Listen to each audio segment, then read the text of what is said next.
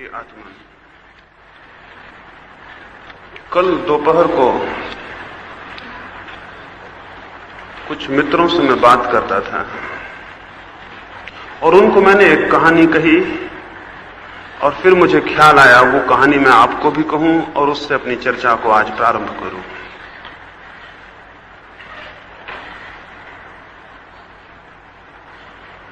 एक छोटे से गांव में रमजान के दिन थे, मुसलमानों की प्रार्थना के दिन थे। आधी रात को एक ढोल पीटने वाले ने एक घर के सामने जाकर ढोल पीटा। वो एक फकीर था और लोग प्रार्थना के लिए उठ जाएं सुबह सुबह, इसलिए गांव में जाकर ढोल पीट रहा था। लेकिन ढोल तो सुबह पीटा जाता है, अभी आधी रात थी और उसने एक मकान के सामने जाके आवाज दी और ढोल पीटा। और मकान पूरा अंधकार था, उसमें कोई दिया न जलता था और बाहर कोई रोशनी नहीं आती थी। एक राहगीर ने उससे पूछा कि आधी रात को, अभी तो सुबह नहीं हुई, लोगों को उठाने से क्या प्रयोजन है? और एक ऐसे मकान के सामने जिससे कोई प्रकाश ना निकलता हो, जिसमें कोई दिया ना जलता हो, जिसमें कोई है भी ये भी पता नहीं, उसके सामने आवाज करने का क्या अर्थ है? क्या तुम्हारा मस्तिष्क ठीक नहीं कि आधी रात को लोगों को जगाए दे रहे हो? उस फकीर ने कहा कि अगर आपकी बात पूरी हो गई हो तो मैं आपसे दो शब्द कहूं। एक तो मैं आपको यह कहूं, जिन्हें सुबह उठना है उन्हें आधी रात में जाग जाना चाहिए, और सुबह ही हो जाएगी तो फिर मैं जगाऊंगा, जागने में बहुत समय लग जाता है, सुबह बीत जाएगी, इसलिए आधी रात को उठाने आ गया हूं। और जिस घर के भीतर एक भी दिया नहीं जल रहा है, उस घर के लोग बहुत गहरे सोए होंगे, बहुत देर उनके उठने में लगेगी, इसलिए आधी रात को उस द्वार पर ढोल पीटता हूं। और जो कान न सुन सकते हों और जो आंखें न देख सकती हों और जो लोग सोए हों, अगर हम उन्हें जगाना छोड़ दें और उनके कानों तक आवाजों को पहुंचाना छोड़ दें तो दुनिया का क्या होगा? उसने अद्भुत बात कही, उसने बड़े अर्थ की बात कही। उसने कहा कि आधी रात को जगाने आ गया हूं ताकि वे प्रभात के पहले जग जाएं, और जिस घर में बिल्कुल अंधकार है उस घर पर ज्यादा मेहनत करूंगा, क्योंकि अंधकार का अर्थ है कि लोग बहुत गहरे सोए होंगे और उनकी नींद टूट जानी जरूरी है। मुझे भी अनेक बार लगता है कि मैं कहीं आपको आधी रात में जगाने तो नहीं आ गया हूं, और मुझे भी कई बार लगता है कि कहीं ऐसा तो नहीं है कि आप बहुत गहरे सोए हों और मैं आपको जगाऊं और आपको तकलीफ और पीड़ा हो। और ऐसा हमेशा हुआ है, जब भी कोई किसी को नींद से जगाता है तो धन्यवाद देने की बजाय वो गुस्सा और क्रोध से भर जाता है। हमने क्राइस्ट को सूली दी कि कुछ लोगों को उन्होंने बेवक्त जगा दिया और सुकरात को जहर दे दिया, क्योंकि सोने वाले पसंद नहीं करते कि उनकी नींद टूट जाए। लेकिन जिन्हें जागरण का थोड़ा भी अनुभव होता है, जिन्हें जागरण के आनंद की थोड़ी सी भी ध्वनि मिलती है, उनकी भी एक मजबूरी है, उनकी भी एक व्यवस्था है, वो बिना जगाए नहीं रह सकते हैं। इसलिए अगर आपकी नींद में मेरी बातों से थोड़ी चोट पहुंचे और आपको थोड़ा करवट बदलनी पड़े या आपके भीतर कोई जागरण अनुभव हो, आपके सपने टूट जाएं, तो मुझे क्षमा करना।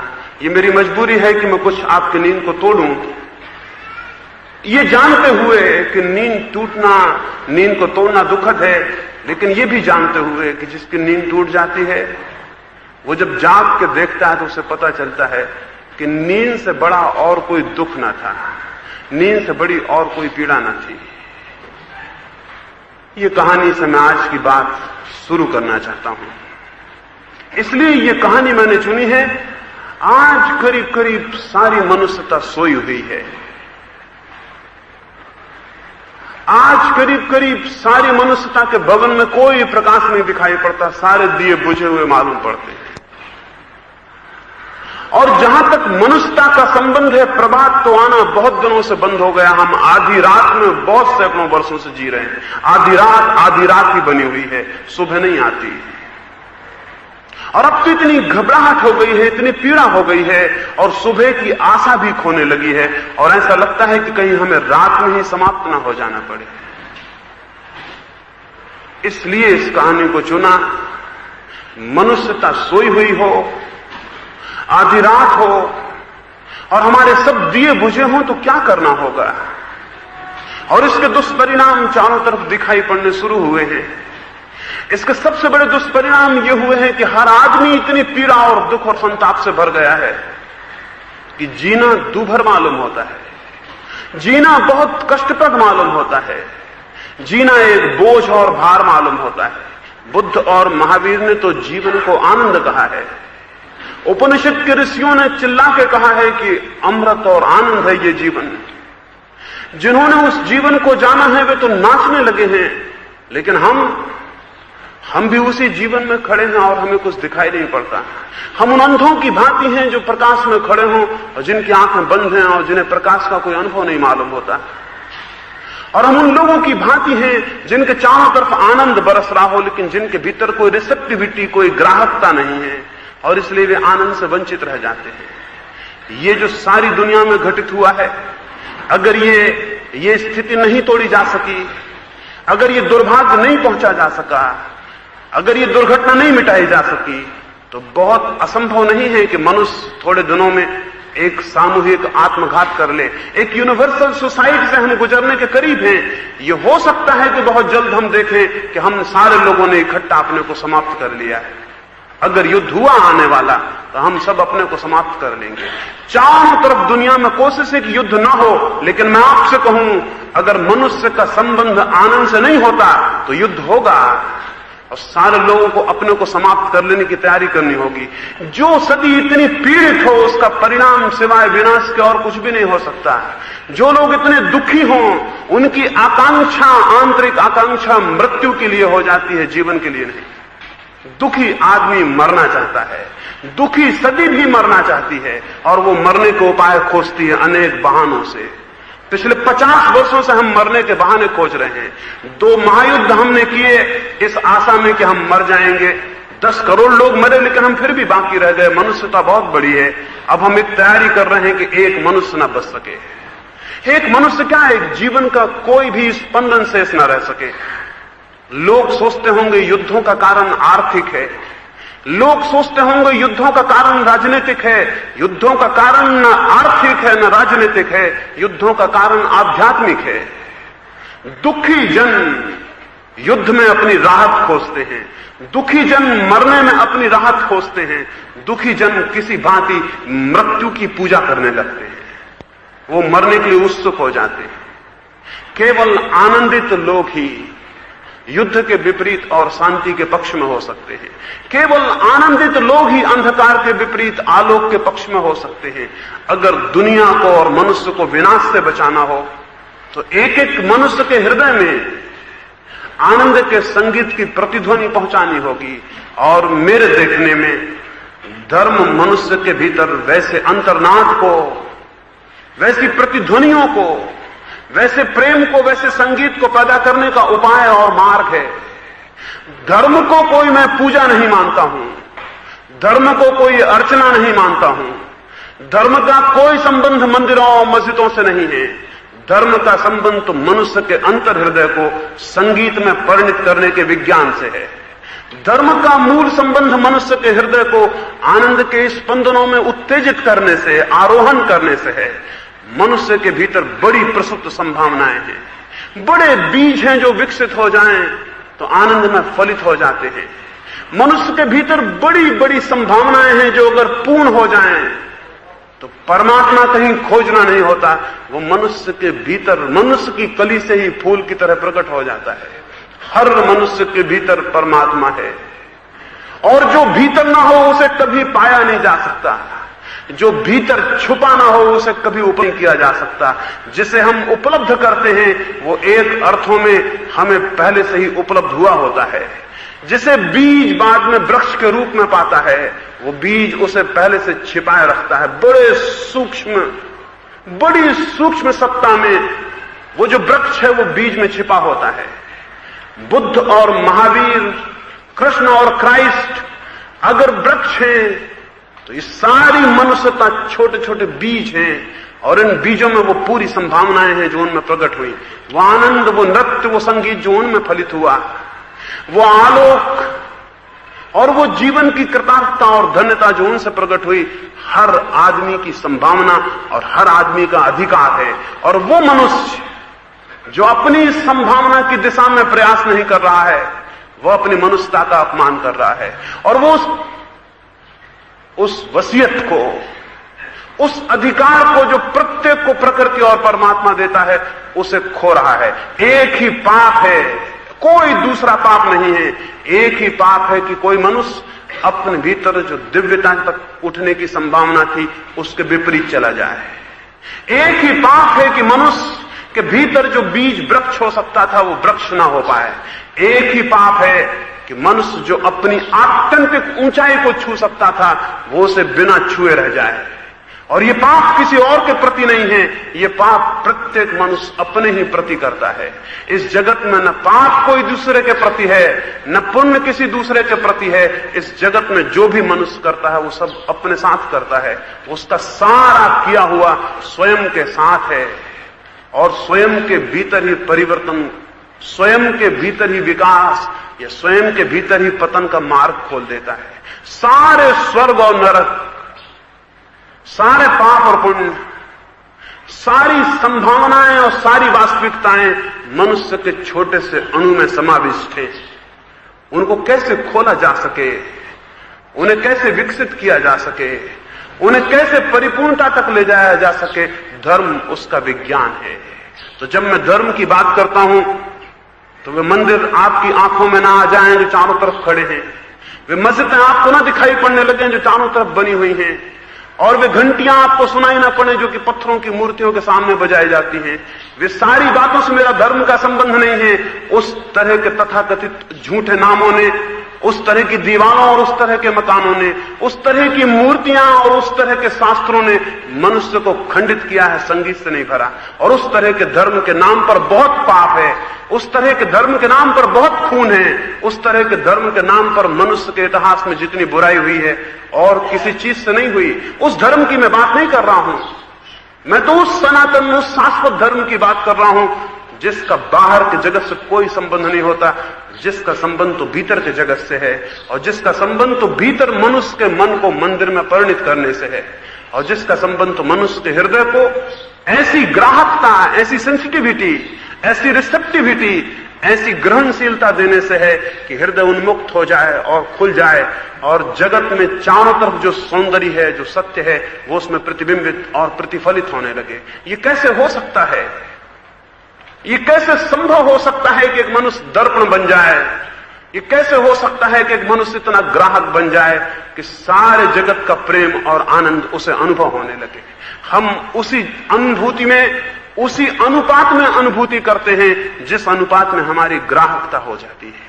जिस आदमी के पास आंख नहीं है उसे प्रकाश का अनुभव नहीं होगा। प्रकाश हो, इससे कोई फर्क नहीं पड़ेगा। प्रकाश का होना काफी नहीं है, आंख भी चाहिए। आंख का क्या अर्थ है? आंख का अर्थ है हमारे पास ऐसा अंग चाहिए जो प्रकाश की संवेदना को पकड़ सके। सारे जगत में संगीत गूंजता हो लेकिन किसी के पास कान ना हो तो क्या होगा? संगीत काफी नहीं है, कान चाहिए जो उस संगीत को पकड़ सके। सारा जगत परमात्मा से भरा है लेकिन हमारे पास वो आंख चाहिए जो उसे पकड़ सके, वो कान चाहिए जो उसे सुन सके, वो हृदय चाहिए जो उससे आंदोलित हो सके। मनुष्य के भीतर वैसे अंतःकरण का विकास हो सकता है। इसलिए ये न पूछें कि ईश्वर है या नहीं, ये पूछें कि क्या ऐसा अंतःकरण हो सकता है भीतर जो संसार के भीतर कुछ और भी देखने लगे, जो दृश्य के भीतर कुछ और भी अनुभव करने लगे, जो पदार्थ के भीतर और भी सूक्ष्म स्पंदनों को जानने लगे जो कि पदार्थ के नहीं है। तो जब मुझसे कोई पूछता है ईश्वर है या नहीं, तो मैं उससे पूछता हूं ये वैसी ही बात है जैसे अंधा पूछे प्रकाश है या नहीं। अंधे को पूछना चाहिए क्या आंख होती है या नहीं। वे लोग जो पूछते हैं ईश्वर है या नहीं, गलत बात पूछते हैं, और फिर उस गलत बात पूछ के दो तरह के वर्ग दुनिया में विभाजित हो गए हैं। एक कहता है ईश्वर है, एक कहता है ईश्वर नहीं है। ये दोनों नासमझों के वर्ग हैं, क्योंकि ईश्वर कोई झगड़ा नहीं हो सकता। सवाल तो आंख का है, पूछना चाहिए आंख है या आंख नहीं है। आंख नहीं है तो परमात्मा नहीं होगा, और आंख है तो परमात्मा के सिवाय और कुछ भी नहीं रह जाता है। इसलिए विवाद वहां नहीं है, और जो शास्त्र उस पर विवाद करते हैं वो नासमझों ने लिखे होंगे। और जो लोग इस संबंध में विभाजन करते हैं कि हम आस्तिक हैं और नास्तिक हैं, वो अज्ञानियों के वर्ग होंगे। उन्हें कुछ ज्ञान, उन्हें कुछ बोध नहीं है। जिसे बोध है वो ये पूछता नहीं, ये सवाल नहीं है। जिसे बोध है उसे दिखाई पड़ता है, जिसे दिखाई पड़ता है उसमें श्रद्धा उत्पन्न होती है, उसमें ज्ञान उत्पन्न होता है, उसे दिखाई पड़ना शुरू होता है और उसका सारा जीवन परिवर्तित हो जाता है। कैसे वो अंतःकरण, कैसे वो आंख पैदा हो सके, उस संबंध में थोड़ी सी बातें मैं आपसे आज कहना चाहूंगा। अगर मनुष्य को अपने को बदलना है तो कुछ करना होगा। इस जगत में जितने उतार हैं, उन उतारों के लिए कुछ भी नहीं करना होता। उन पर तो कोई लुढ़कता चला जाए तो भी नीचे पहुंच जाएगा। लेकिन जितने चढ़ाव हैं उनके लिए कुछ करना होता है, और बहुत कुछ करना होता है। और सबसे बड़ी बात तो ये करनी होती है कि जितनी ऊंचाइयां छूनी हो, जितनी ऊंचाइयों पर पहुंचना हो, जितने उत्तुंग शिखर पर आरोहण करना हो, उतना ही मनुष्य को अपने भीतर उस ऊंचाई की योग्यता, उस ऊंचाई की पात्रता, उस ऊंचाई पर जीने की क्षमता पैदा करनी होती। अन्यथा ऊंचाई मृत्यु बन जाएगी। जो लोग नीचाइयों में जीने के आदी हैं, वे लोग ऊंचाइयों पर अगर ले जाए जाएं और उनके भीतर पात्रता और क्षमता पैदा न हुई हो तो ऊंचाइयां उनके लिए मृत्यु हो जाएंगी। जो लोग घने अंधकार में रहने के आदी हों और जिनकी आंखों ने प्रकाश को कभी ना छुआ हो, अगर वे अचानक प्रकाश में ले जाए जाएं तो उनकी आंखें अंधी हो जाएंगी। जिन लोगों ने कभी कोई ध्वनि ना सुनी हो, जिनके कान कभी सक्रिय ना हुए हों, अचानक अगर उन्हें संगीत के जगत में ले जाया जाए वो पागल हो जाएंगे। ऊंचाइयां छूने के लिए पात्रता और क्षमता विकसित करनी होती है। ऊंचाइयां छूने के लिए नीचाइयों में ही रहते हुए ऊंचाइयों की योग्यता, उन पर जीने की संभावना और क्षमता अर्जित करनी होती है। और जिस मात्रा में क्षमता अर्जित होती जाती है उसी मात्रा में व्यक्ति ऊपर चढ़ता चला जाता है। ये स्मरण रखें, परमात्मा का या सत्य का या प्रकाश का मार्ग आप जितने पात्र होते चले जाते हैं उतनी ही सीढ़ियां अपने आप पार हो जाती हैं। सीढ़ियां पार नहीं करनी होती। जिस मात्रा में ऊंचाइयों में रहने में आप समर्थ हो जाते हैं, प्रकृति के नियम उन ऊंचाइयों पर आपको पहुंचा देते हैं। जिस ऊंचाई पर रहने में आप समर्थ हो जाते हैं, प्रकृति के नियम उस ऊंचाई पर आपको पहुंचा देते हैं। अगर पत्थर का बर्फ जमा हो, अगर पानी का बर्फ जमा हो, अगर बर्फ की शिलाएं जमी हो तो बर्फ बहता नहीं, बर्फ ठोस है। लेकिन अगर सूरज का उत्ताप पड़े और बर्फ पिघल के पानी हो जाए तो बर्फ तो नहीं बहता था लेकिन पानी बहने लगता है। जैसे ही उत्ताप बर्फ को पानी बना देता है, एक नए नियम की शुरुआत हो जाती है, पानी में बहने की क्षमता आ जाती है। और अगर सूरज का उत्ताप पानी को भाप बना दे तो पानी तो ऊपर नहीं उठता था लेकिन भाप ऊपर उठनी शुरू हो जाती है। जैसे ही पानी भाप बनता है, भाप ऊपर उठने लगती है, उसकी गति ऊपर की तरफ शुरू हो जाती है। जिस बात की पात्रता पैदा हो जाए उसी जगत में संचरण शुरू हो जाता है, उसी जगत में प्रवेश शुरू हो जाता है। धर्म की साधना पात्रता की साधना है। ऊंचाइयों पर अपने को ले जाने योग्य पात्रता पैदा करते ही वे ऊंचाइयां तत्क्षण उपलब्ध हो जाती हैं। उन ऊंचाइयों को पाने के लिए कुछ और नहीं करना होता। जो जितना पात्र है उतना उसे उपलब्ध हो जाता है, ये शाश्वत नियम है। और जो जितना पात्र है उसे मांगना नहीं पड़ता, उतनी पूर्ति उसकी भर दी जाती है। तो कैसे हमारे भीतर ये पात्रता उत्पन्न हो सके, उसके कुछ सूत्र आपको मैं समझाना चाहूंगा। 5 सूत्रों की आज मैं बात करना चाहता हूं। पहला सूत्र है, जो पात्रता उपलब्ध करना चाहता है उसे श्रम निष्ठा, उसे आत्मश्रद्धा उत्पन्न करनी होगी। श्रम निष्ठा और आत्मश्रद्धा का अर्थ मैं आपको समझा दूं। कुछ लोग हैं इस जमीन पर जो सोचते हैं कि परमात्मा किसी के प्रसाद से मिल जाएगा। कुछ लोग हैं जो सोचते हैं परमात्मा किसी के आशीर्वाद से मिल जाएगा। कुछ लोग हैं जो सोचते हैं परमात्मा कोई हमें दे देगा। ऐसे लोग गलत सोचते हैं। ऐसे लोगों को सोचने का पूरा दृष्टिकोण भ्रांत है। ऐसे लोग अपने तमस को, अपने आलस्य को इस सारी बातों में छिपाते हैं।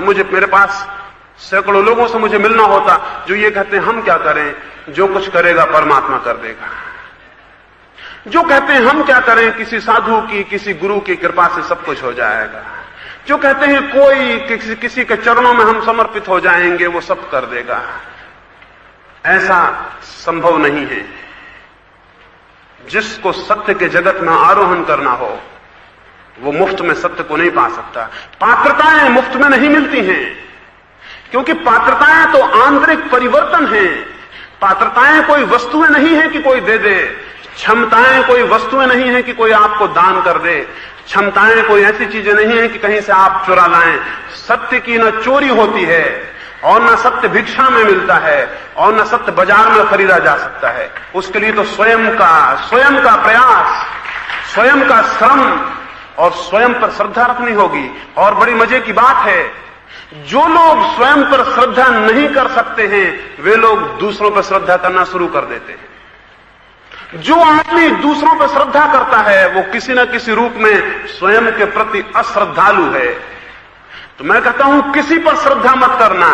एक ही श्रद्धा काफी है कि वो स्वयं पर हो। ये आस्था और ये निष्ठा कि मेरे भीतर भी मनुष्यता है, मेरे भीतर भी मनुष्यता का ही स्पंदन है। मेरे हृदय में भी वही धड़कनें हैं जो बुद्ध के, महावीर के, कृष्ण या क्राइस्ट के हृदय में थी। मेरे प्राणों में भी, मेरे शरीर में भी, मेरे चित्त और मन में भी वही स्पंदन, वही सूर्य, वही प्रकाश, वही पृथ्वी मुझे बनाती है जिसने उन्हें बनाया था। वही खून मेरी रगों में बहता है जो उनकी में बहता था। वही आत्मा बीज रूप में मेरे भीतर है जो उनके भीतर थी। तो जो उनको संभव हुआ वो मेरे भीतर भी संभव हो सकता है। बुद्ध के पिछले जन्म की एक कथा है। बुद्ध के पिछले जन्म की एक कथा है। जब वो बुद्ध नहीं हुए थे उस समय दीपंकर नाम का एक बहुत प्रबुद्ध पुरुष था, बहुत अलौकिक दिव्य ज्योति को उपलब्ध पुरुष था। बुद्ध अपने उस पिछले जन्म में उस दीपंकर बुद्ध के दर्शन करने गए। उस दीपंकर नाम के उस अलौकिक दिव्य पुरुष के दर्शन को गए। बुद्ध ने जाके प्रणाम किया दीपंकर को, उनके चरण छुए। दीपंकर ने भी उल्टे उनको प्रणाम किया और उनके चरण छुए। वो घबरा गए।